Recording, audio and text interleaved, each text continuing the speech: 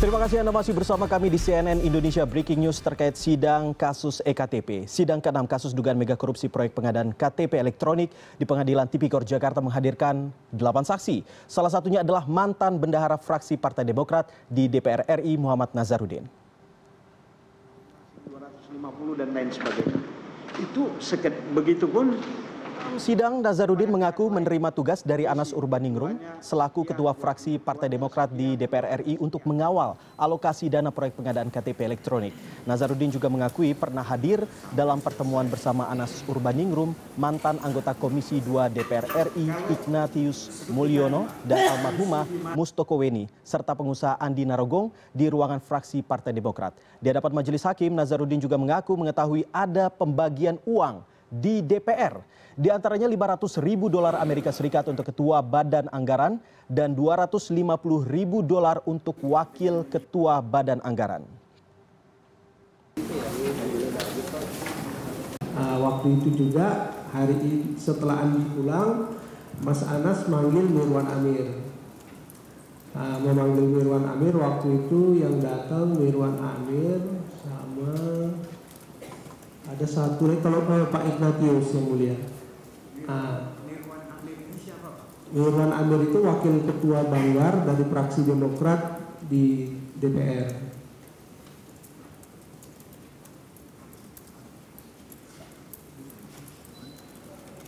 Mas Anas memerintahkan ke Mirwan Amir supaya program untuk EKTP harus didukung, dicarikan anggarannya dari anggaran nanti pembahasan di DPR.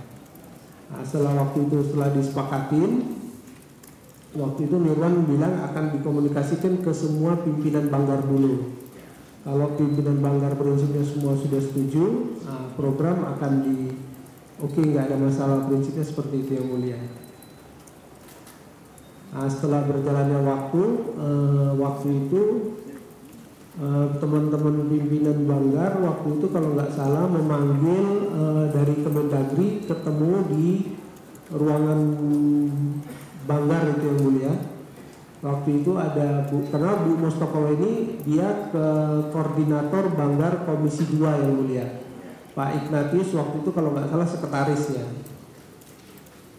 Sekretarisnya atau wakil ketuanya gitu. Terus ketemu di situ sebelum pembahasan APBN, pembahasan anggaran dibahas, disepakatin waktu itu untuk anggaran tahap awal untuk pengalokasian EKTP karena waktu itu kan ini anggaran yang diminta 6 triliun yang mulia, jadi nggak bisa langsung dipenuhi 6 triliun, dia secara bertahap. Setelah disepakatin waktu itu sama teman-teman untuk pengalokasian anggarannya, waktu itu terus besok lusanya ketemu lagi Bu Mustokoweni, saya, Pak Ignatius sama Andi membicarakan untuk pola pembagian untuk teman-teman di DPR. Saya menjalankan perintah dari Ketua Fraksi yang mulia. Iya. Apa perintahnya Pak? Perintahnya untuk mengawal anggaran ini supaya teralokasi dan programnya jalan.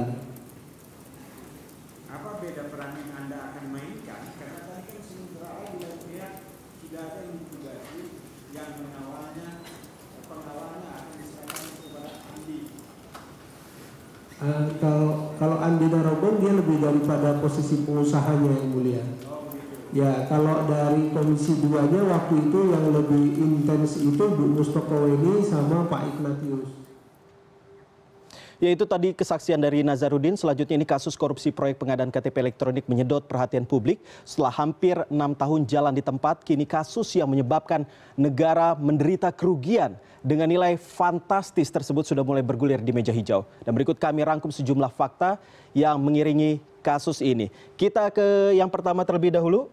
Nah, di sini bahwa nilai proyek pengadaan KTP elektronik yang dimulai tahun 2011 tersebut mencapai 5,9 triliun rupiah dan masalah timbul ketika Lembaga Kebijakan Pengawas Barang dan Jasa Pemerintah atau LKPP menduga ada penyelewengan uang negara. Ditjen Dukcapil sebagai pemegang kuasa anggaran dianggap melanggar aturan pengadaan yang tercantum di peraturan Presiden. Dan bisa Anda lihat kerugian negara di sini mencapai 2,3 triliun rupiah. Kita berlanjut ke slide selanjutnya. Lalu siapa yang menjadi tersangka, ternyata sejauh ini KPK baru menetapkan 2 nama sebagai tersangka, yaitu ada Sugiarto, dan di mana mantan Direktur Pengelolaan Informasi Administrasi Kependudukan Kemendagri, dan juga ada yang bernama Irman di sini. Irman adalah mantan Direktur Jenderal Kependudukan dan Pencatatan Sipil Kemendagri. Sejumlah pihak disebut-sebut menerima aliran dana pengadaan KTP elektronik, dan beberapa di antaranya adalah sejumlah pejabat di Kemendagri. Salah satunya adalah Gamawan Fauzi yang saat itu menjabat sebagai Menteri Dalam Negeri, sejumlah anggota Dewan dari Komisi 2 DPR, serta beberapa anggota Dewan dari fraksi partai politik di DPR, yaitu Demokrat, PDIP, PKB, Gerindra, P3, Hanura, PAN, Golkar, dan juga PKS. Dan selain itu ada juga nama sejumlah korporasi tidak tanggung-tanggung sebanyak 240 miliar uang KTP elektronik diduga mengalir ke sejumlah fraksi tersebut melalui anggotanya.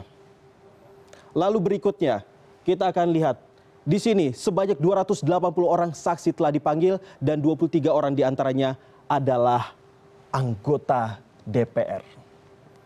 Selanjutnya, lalu sejauh ini sejumlah pihak telah melakukan pengembalian uang kepada negara sebesar 250 miliar rupiah. Dan 220 miliar rupiah diantaranya ini berasal dari korporasi dan juga konsorsium. Sementara 30 miliar sisanya merupakan hasil pengembalian dari 14 orang.